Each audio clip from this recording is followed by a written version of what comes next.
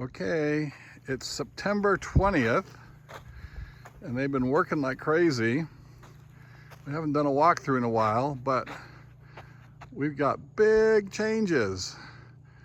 My girl said I can't say, oh, what an exciting day it was, but it was. Today we did trusses, so all that on top of there, $1,100 worth, well, excuse me, $11,000 worth of lumber up there. So they did all that today, putting all those trusses up.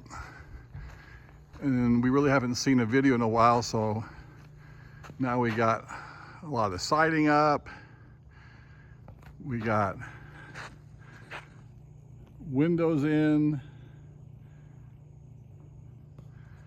And they're getting ready to do some of the trim work here with this big stack of smart trim. But inside now, we got all kinds of stuff. So it's really moving along. We should have a roof on it another week. Get all these braces out of here and start moving forward with some interior walls. We got to do the bathroom wall and the theater wall.